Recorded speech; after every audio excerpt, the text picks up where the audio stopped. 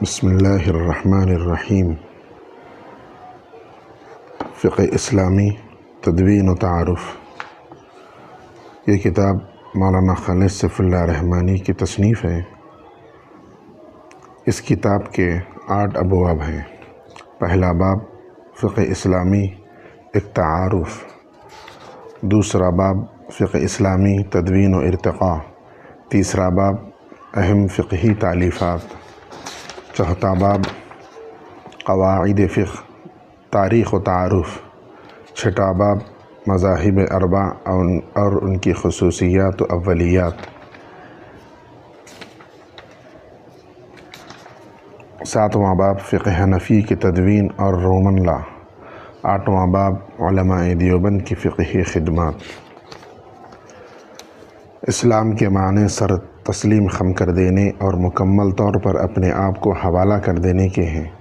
پس جو شخص اسلام قبول کرتا ہے وہ پوری طرح اپنے آپ کو خالق کائنات کے حوالے کر دیتا ہے۔ اسی لیے اللہ تعالیٰ نے ارشاد فرمایا کہ اسلام میں پوری طرح داخل ہو جاؤ، یا ایھا الذین آمنوا ادخلوا فی السلم کافہ۔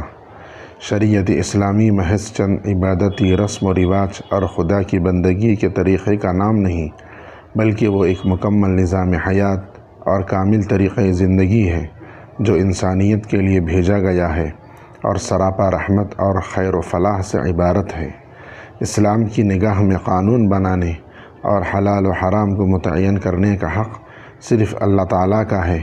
ان الحکم الا للہ، کیونکہ پوری انسانیت کے لیے وہی ذات نظام حیات کو طے کر سکتی ہے جو ایک طرف پوری کائنات کے بارے میں باخبر ہو اور پوری انسانیت کے جذبات و احساسات اور اس کی خواہشات و ضروریات، نیز اس کے نفع و نقصان اور اشیاء کے نتائج و اثرات سے پوری طرح واقف ہو، کیونکہ اگر وہ ان حقیقتوں کا علم نہیں رکھتا ہو تو عین ممکن ہے کہ اس کے دیے ہوئے بعض احکام نفع کے بجائے نقصان و خیر و فلاح کے بجائے ناکامی و خسران کا باعث بن جائیں۔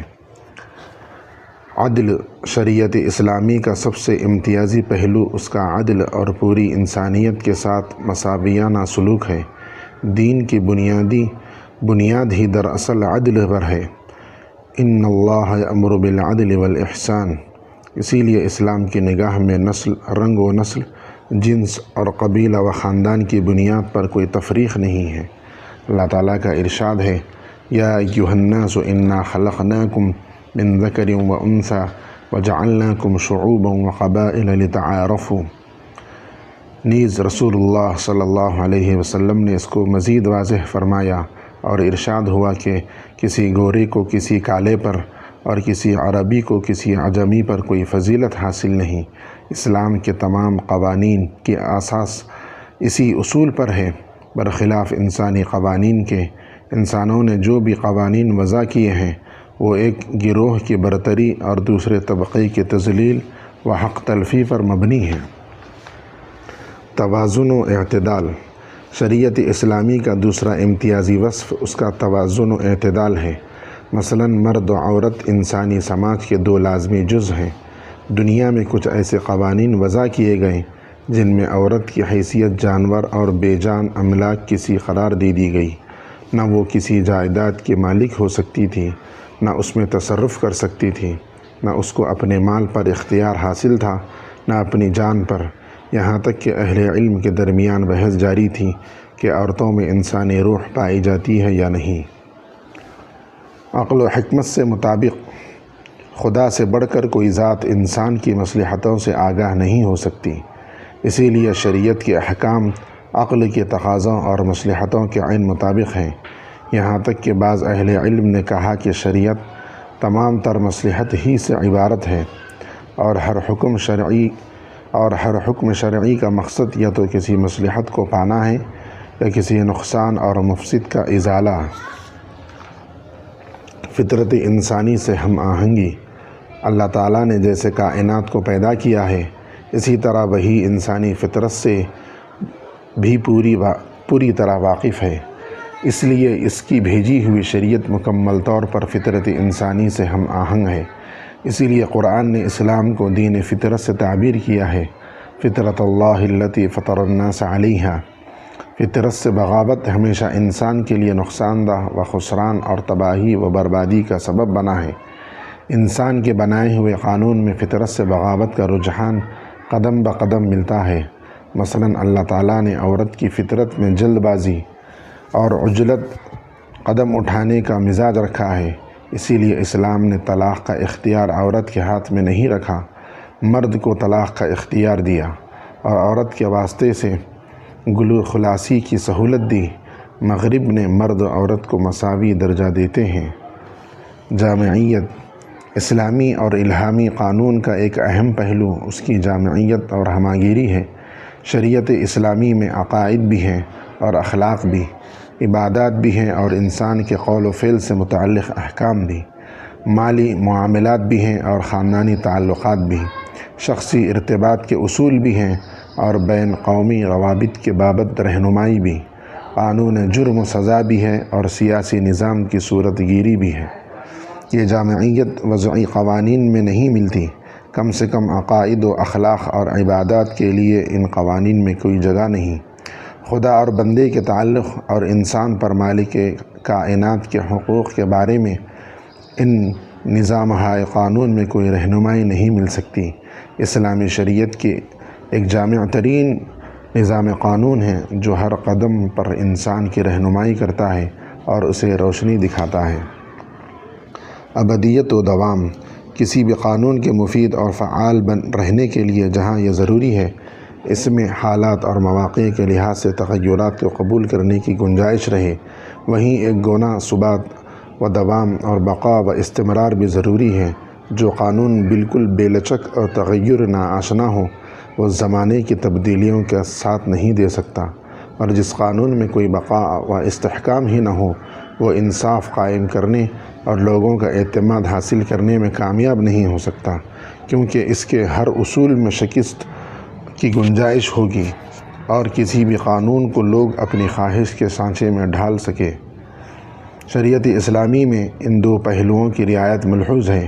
کچھ احکام وہ ہیں جن کی بابت اصول و قواعد اور شریعت کے مقاصد کی وضاحت پر اکتفا کیا گیا ہے۔ ہر عہد میں جو مسائل پیدا ہوں ان کو ان اصولوں کی روشنی میں حل کیا جائے گا، کیونکہ شریعت کا اصل مقصد عدل کو قائم کرنا اور ظلم کو دفع کرنا ہے۔ اگر ایک ہی حکم کسی زمانے میں عدل کو قائم رکھنے کا سبب ہوا ہو اور دوسرے عہد میں ظلم و ناانصافی کا باعث بن جائے تو دونوں حالات میں حکم ایک دوسرے سے مختلف ہوگا۔ قانون شریعت کے مصادر چونکہ اسلامی نقطہ نظر سے قانون کا اصل سرچشمہ اللہ تعالیٰ کی ذات پاک ہے، اس لیے شریعت کے تمام قوانین کا رشتہ بہرحال اللہ تعالیٰ ہی سے ہے۔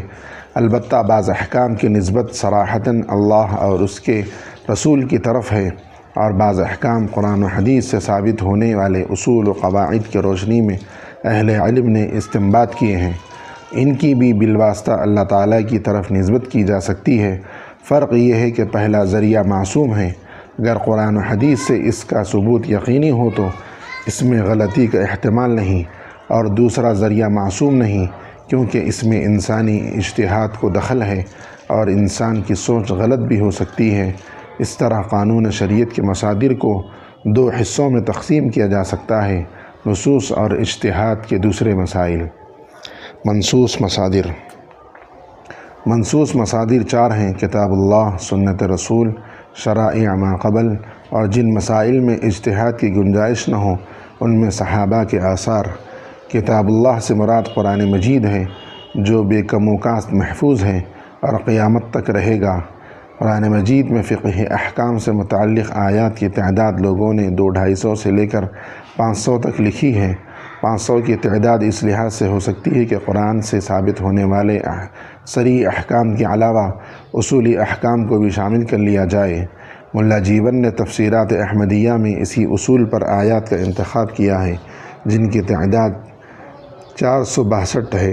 نواب صدیق حسن خان صاحب مرحوم نے بھی نیل المرام میں آیات احکام کے استیعاب کی کوشش کی ہے جن کی تعداد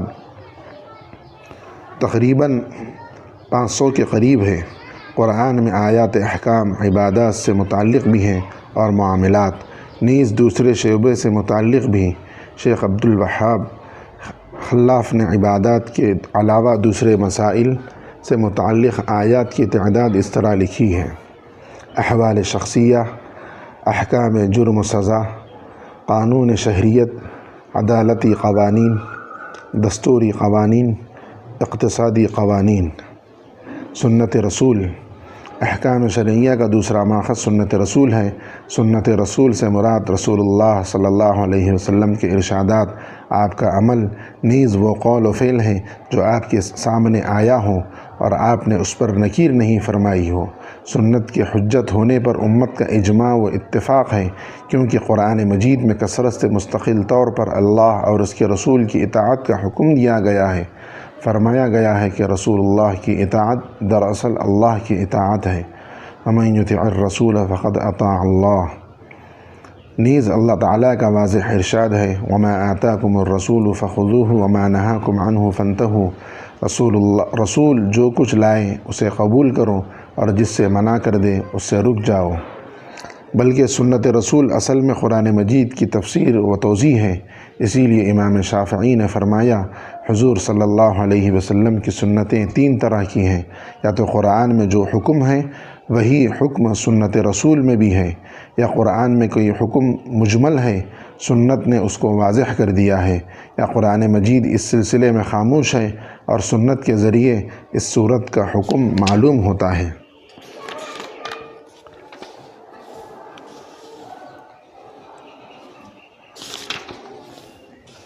شرائع ما قبل، تمام پیغمبروں کے ذریعے اللہ تعالیٰ نے جو دین بھیجا ہے وہ ایک ہی دین ہے۔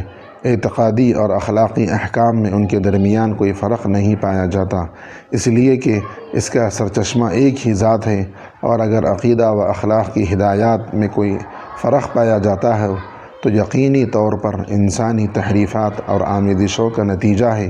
البتہ عملی زندگی کے احکام جو فقہ کا اصل موضوع ہے، مختلف شریعتوں میں مختلف رہا، کیونکہ انسانی تمدن کے مرحلہ برحلہ ارتقاء کا تقاضا یہی تھا۔ پہلی قسم کے احکام کے بارے میں اللہ تعالیٰ کا ارشاد ہے: شرع لکم من الدین ما وصی بہ نوحا والذی اوحینا الیک۔ آثار صحابہ، رسول اللہ صلی اللہ علیہ وسلم سے اس دین کو براہ راست حضرات صحابہ رضی اللہ عنہم اجمعین نے حاصل کیا ہے، اور انہی کے واسطے سے یہ دین پوری امت تک پہنچا ہے۔ صحابہ سب کے سب عادل، معتبر، خدا ترس اور مخلص تھے، لہذا ان کے اقوال و آراء کی خاص اہمیت ہے۔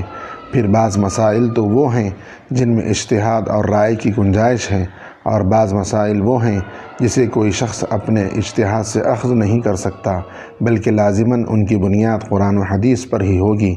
ان دوسری قسم کے مسائل میں صحابہ کی رائے حنفیہ اور مالکیہ کے نزدیک حجت و دلیل ہے، اس لیے کہ ان کی رائے حضور صلی اللہ علیہ وسلم سے سنی ہوئی کسی بات پر ہی مبنی ہوگی، پس گویا کہ یہ بھی حدیث ہی کے درجے میں ہیں۔ آثار صحابہ کے نقل کرنے کا زیادہ اہتمام مصنف ابن ابی شیبہ اور مصنف عبدالرزاق میں کیا گیا ہے، اور موجودہ دور میں اس سلسلے کی بہت قابل قدر خدمت ابو عبداللہ سید بن کسوری نے کی ہے۔ انہوں نے اپنے علم و دانش کے مطابق تمام آثار صحابہ کو موسوعہ آثار الصحابہ کے نام سے 3 جلدوں میں جمع کر دیا ہے، جس میں 9195 آثار ہیں۔ فجزاہم اللہ خیر الجزاء۔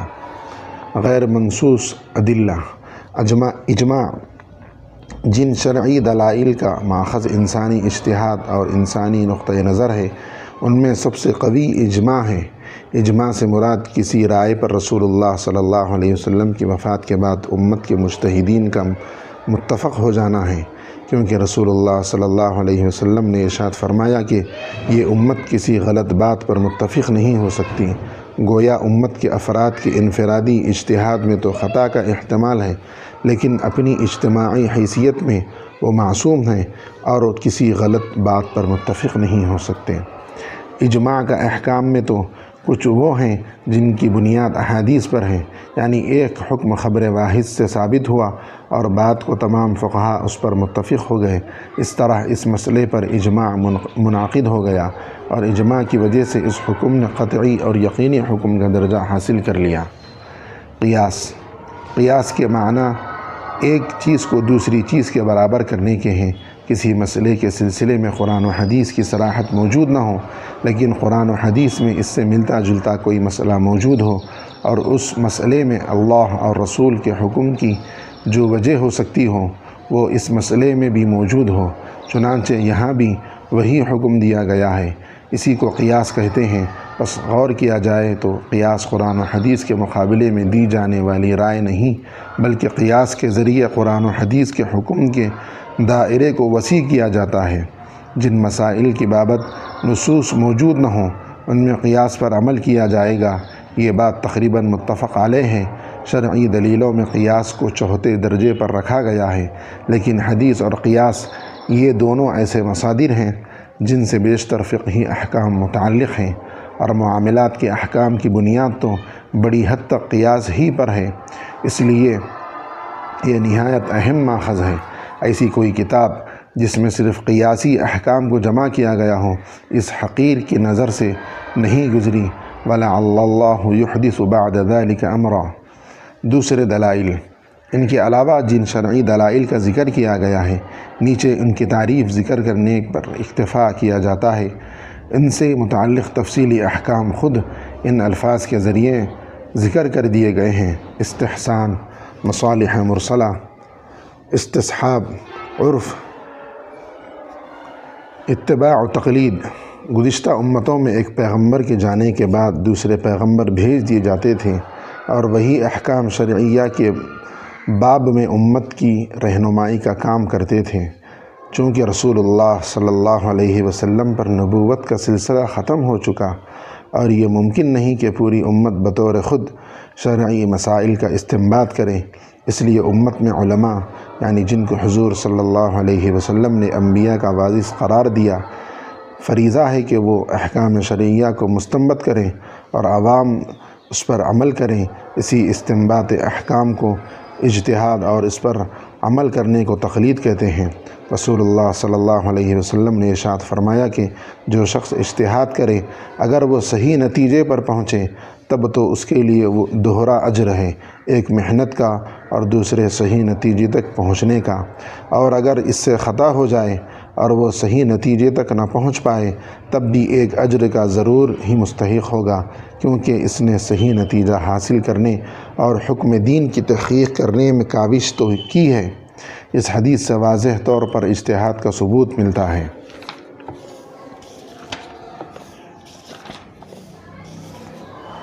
فقہ لغوی و اصطلاحی معنی۔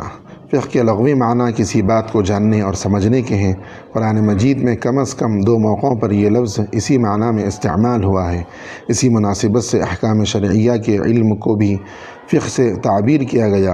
ابتداءً شریعت کے تمام احکام کو جاننے کو فقہ کہا جاتا تھا، خواہ عقائد ہوں یا اخلاق، اور عبادات ہوں یا معاملات۔ قرآن و حدیث میں اسی معنی کے لحاظ سے اس لفظ کا ذکر کیا گیا ہے، جیسے اللہ تعالیٰ نے ارشاد فرمایا: وَمَا كَانَ الْمُؤْمِنُونَ لِيَنْفِرُوا كَافَّةً فَلَوْلَا نَفَرَ مِنْ كُلِّ فِرْقَةٍ مِّنْهُمْ طَائِفَةٌ لِيَتَفَقَّهُوا فِي الدِّينِ لَعَلَّهُمْ يَحْذَرُونَ۔ اہل ایمان کے لیے یہ مناسب نہیں کہ سبھی کوچ کر جائیں، تو کیوں نہ ان میں ایک ایسے گروہ نے کوچ کیا تاکہ دین میں تفقہ حاصل کریں، تاکہ وہ بچ جائیں۔ حضرت معاویہ رضی اللہ عنہ سے مروی ہے کہ رسول اللہ صلی اللہ علیہ وسلم نے ارشاد فرمایا: مَن يُرِدِ اللَّهُ بِهِ خَيْرًا يُفَقِّهْهُ فِي الدِّينِ۔ اللہ تعالیٰ جس کے حق میں بہتری چاہتے ہیں اس کو دین کا تفقہ عطا فرماتے ہیں۔ امام ابو حنیفہ نے مفہوم میں اسی وسعت کے لحاظ سے ان الفاظ میں فقہ کی تعریف کی ہے: ہوا معرفۃ النفس ما لها وما علیہا۔ انسان کا اپنے حقوق اور فرائض کو جاننا فقہ ہے۔ فقہ اور دین و شریعت۔ فقہ سے قریب تر 2 اور تعبیرات ملتی ہیں: دین اور شریعت۔ سوال یہ ہے کہ کیا یہ الفاظ مترادف ہیں یا ان کی مراد اور مصداق میں فرق ہے؟ اس سلسلے میں قرآن و حدیث کی تعبیرات پر غور کیا جائے تو معلوم ہوتا ہے کہ دین کی اصطلاح تمام احکام اسلامی کو شامل ہے، بلکہ قرآن میں اعتقادی احکام کے لیے دین کا لفظ زیادہ استعمال کیا ہے۔ اس لیے دین اعتقادات، اخلاق، عبادات اور معاملات تمام احکام کو شامل ہے۔ شرع لکم من الدین ما وصی بہ نوحا والذی اوحینا الیک۔ فقہ اسلامی کا دائرہ۔ فقہ کی اس تعریف پر غور کیا جائے تو اس کا دائرہ بھی واضح ہو جاتا ہے۔ فقہ دراصل انسان کی پوری زندگی کا احاطہ کرتا ہے اور درج ذیل شعبہ حیات کی بابت اس فن کے ذریعے رہنمائی ملتی ہے۔ عبادات یعنی وہ احکام جو خدا اور بندے کے براہ راست تعلق پر مبنی ہیں، نماز، روزہ، حج، زکوٰۃ، قربانی، اعتکاف، نذر عبادات میں شامل ہیں، اور عبادات سے متعلق احکام خالصتاً اللہ تعالیٰ کی ہدایت و رہنمائی پر موقوف ہیں۔ احوال شخصیہ یعنی دو آدمیوں کے درمیان غیر مالی بنیاد پر تعلقات سے متعلق احکام، اس میں نکاح و طلاق، فسخ و تفریق، عدت و ثبوت نسب، نفقہ و حضانت۔ فقہ کی فضیلت۔ فن فقہ کی بڑی فضیلت ہے۔ اللہ تعالیٰ نے خود دین میں تفقہ حاصل کرنے کی ترغیب دی ہے۔ حضور صلی اللہ علیہ وسلم کا ارشاد گزر چکا ہے کہ اللہ تعالیٰ جس کے ساتھ خیر چاہتا ہے اسے تفقہ سے سرفراز کرتا ہے۔ حافظ ابن حجر رحمۃ اللہ علیہ نے اس حدیث کے ذیل میں لکھا ہے کہ اس سے تمام لوگوں پر علماء کی فضیلت اور تمام علوم سے تفقہ فی الدین کا افضل ہونا ثابت ہوتا ہے۔ اسی لیے سلف صالحین کے یہاں حفظ حدیث کے مقابلے تفقہ یعنی فہم حدیث کی اہمیت زیادہ تھی، اور وہ فقہا کے مرتبہ شناس تھے۔ امام ترمذی ایک حدیث کے ذیل میں لکھتے ہیں وَكَذَلِكَ قَالَ الْفُقَهَاءُ وَهُمْ أَعْلَمُ بِمَعْنِ الْحَدِيثِ۔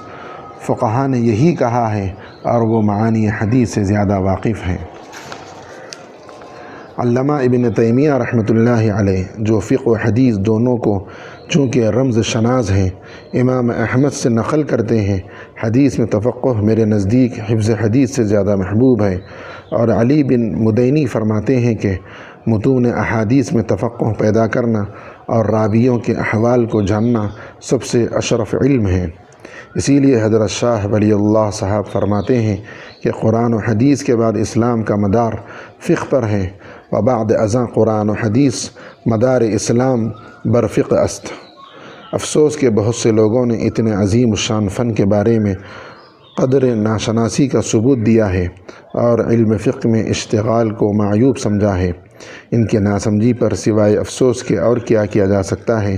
ایسے لوگوں کے لیے امام ابو الحسن منصور بن اسماعیل شافعی رحمۃ اللہ علیہ کا وہ شعر نقل کرنے کو جی چاہتا ہے جسے علامہ سبکی نے نقل کیا ہے، جس کا اردو میں ترجمہ ہے: فقہ حاصل کرنے پر ان لوگوں نے عیب لگایا ہے جنہیں عقل نہیں، اور ایسے لوگوں کی نکتہ چینی سے کوئی نقصان نہیں۔ دوپہر کا سورج جو روشن ہو کسی نابینا کا اسے نہ دیکھنا، کیا آفتاب کی روشنی کو کوئی نقصان پہنچا سکتا ہے؟